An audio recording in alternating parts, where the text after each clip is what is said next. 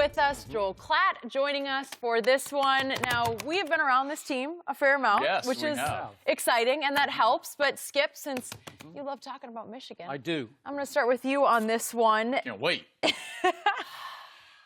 What are you thinking about Michigan, about Jim Harbaugh, and about this team and their chances? I told the great Joel Klatt before this season started that I thought there was one team that could beat Alabama. And the more I watch that team, the more I believe what I told you before the season started. I think Michigan has all the components to beat Alabama. And I know Alabama with Tua at quarterback is flying as high as any college team I can remember in all my years of watching college football. They are dominating in ways I've never seen before. It's over after 5 minutes. Every game he throws 3 touchdown passes, and it's just over. Michigan right now is #1 in pass defense in college football. I'm not telling you anything you don't know. Third straight year. Yep, third straight year. Don Brown is the best defensive coordinator in college football, and he just proves it year after year. I can just show you without going into gory detail the last 5 years. You can just go back. Yep. 1, 2, 3. These haven't turned into any national championships. All right, okay. I'm just saying. I'm just saying. But not only are they first in pass defense, they're first in overall yards allowed. So it's a really good defense that can do lots of things. It can cover, and it can really rush the passer. Yep. The X factor right now is Rashawn Gary, because I don't know what's going on with him because they're very cryptic. You try to get some injury information, and it's hard to get it out of them.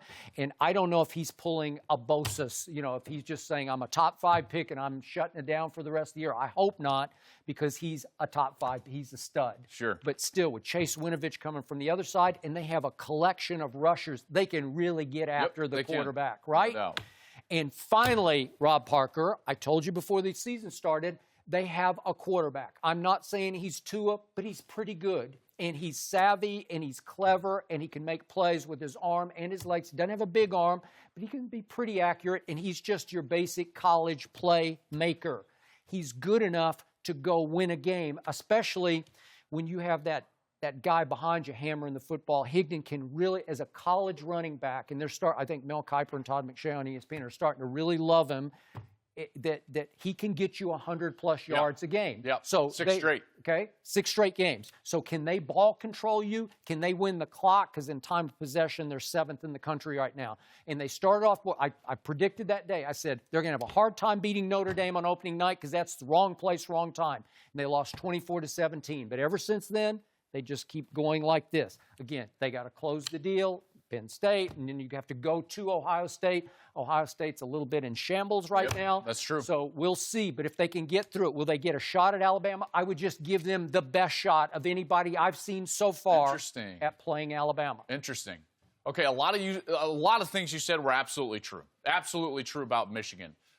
Michigan, I think, is headed towards a Big Ten championship this year, at least a berth in that game, in particular with what's going on at Ohio State and their struggles on the offensive side and their offensive line not being able to run the football, their inability to get it in the end zone once they're in the red zone, and then Ohio State's inability to play great defense, which has been kind of an interesting anomaly this year. And it just feels troubled to me. It does. The program. You're right, 100%.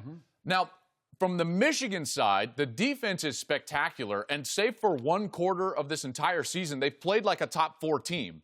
However, I will disagree with you on the best or biggest threat to Alabama. And the reason is because this Alabama is just different.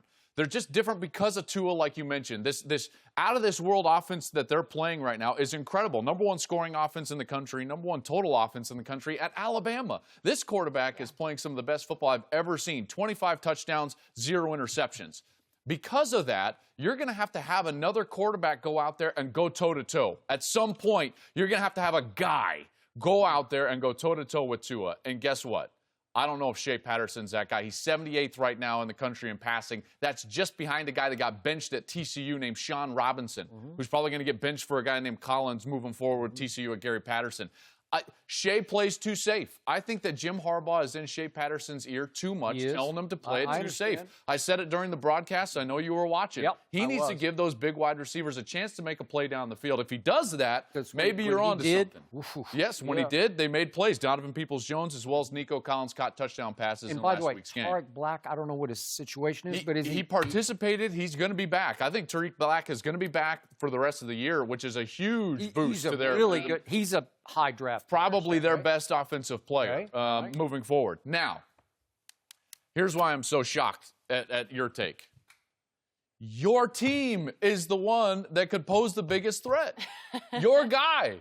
Oklahoma and Kyler Murray is the team that could pose the biggest threat. Would do to my defense? I know we changed but here's the point. Here's the point. They're used to it.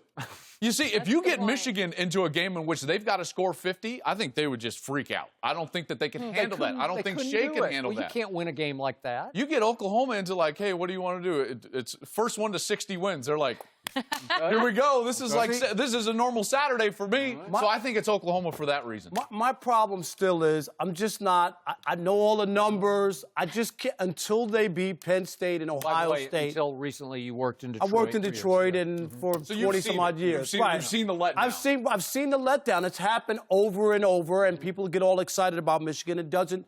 Now, Jim Harbaugh, the time has come, right? We all know the time has come. I agree. You were right. Now you have this team in this position. Now you just, as you just said, finish the job. Some of the games that they've won, and I know they dominated Michigan State. Michigan State couldn't even move the ball. I mean, it was in large part due to that defense. Well, no, I get it, but I'm just saying when I look at Michigan and who they've beaten, I'm not overly impressed or say they've been world beaters. So you have to play who's on the schedule. They've done a good job. They've done everything they need. But it still comes down to me. Will Jim Harbaugh finally get the job done at Michigan and turn this around that they pay him handsomely for? They do. And that people expected him in year 4, right? They thought it would be year 3. But year 4 to finally make that. And he does have his quarterback. Here's what I don't understand. There's this sentiment like we're waiting for Harbaugh to do something. He's doing it. That's the thing that I don't understand. If you take a look at the 7 years between Lloyd Carr and Jim Harbaugh, those 7 years at Michigan, do you know that their record was the same as Northwestern, Oregon State? I mean, they were basically a 500 team. What he has them now is that in 2 of the last 4 years, they've been in the top 5 in the college football playoff ranking. I believe they're headed there this year, in particular with the win over Penn State, if they can get that next week after the bye this week. He is doing great things. He's the greatest heel in all of college football. People love to hate on him. They're like, well, when is he going to do something? No, but Joe, he's doing Joe, it. You know what do you why? mean, when is he going to do something? But this is because for all the glamour and all the historic, props that Michigan gets as a football program, it has one mythical national championship that was shared in 1997. I'm not talking about the ones that were played when they used a pig instead of a football. I'm talking about more the modern college. You know what I mean? Sure. Modern college. And so people look at Michigan and all the history and the great coaches and all the great players that have come there, but they've got this one national championship with Lloyd Carr that they shared, and that's the only one that they have. What they share with Wisconsin? Nebraska. That's the only one that they have. And people want a national championship at Michigan. That's what they want. I don't know if that'll happen. Well, but that's what they want. And they thought that they brought back the savior in Jim Harbaugh, that he was going to deliver it. And I think that that's why people are still waiting. As happy as Michigan fans are, they want to see if the other shoe drops. And if they lose to Penn State or Ohio State, they'll go, here we go again. The Ohio State one is the major one. Jim Harbaugh's problem is he wants this worse than anyone. He wants this to happen to a fault. He's obviously a Michigan man, and he coaches his quarterback effectively with his hands around the quarterback's throat. And you played that position in college, and you know that you have to have some room to breathe a little bit. And I just think he wants to, because he played the position at a very high level. He was a very good pro quarterback and was one throw away from getting to a Super Bowl. So he's coaching it the way he wanted it played, and sometimes he's forcing his will on the quarterback that just can't cope with it. And he crushed the wills of a bunch of quarterbacks the last 2 years, and Shea Patterson is just kind of gutsy and cocky enough to stand up to it and him. And yet, at some point in these big games that are coming up, you have to let Shea operate a little bit. That's 100% true. He is kind of a rambling, gambling little, he's just a little playmaker. And he'll try something every once in a while. Maybe he shouldn't try and get away with it. I think the point you're making is so true. In particular, once Shea leaves the pocket, let Shea be Shea. At that point, I want my quarterback looking downfield, taking a shot. If I've got a height advantage, put it up tall for a guy like Nico Collins who can go up the ladder and get it. He plays it too safe once he breaks the pocket. He's looking to throw it away. He's looking to run it. I think he's playing pretty well when he's inside of the structure of the offense, but as soon as it breaks down, let him be a playmaker. Like Baker, the playmaker, Mayfield.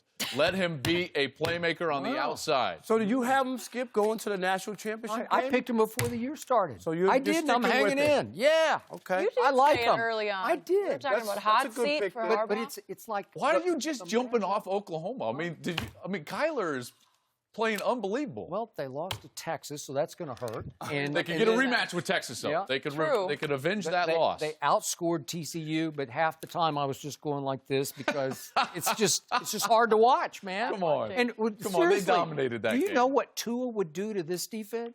He might put up 100. Alabama might have to win. I mean, if Oklahoma played Alabama, it might be like 62-60. Yeah, might. I love Kyler. Sound like an NFL game.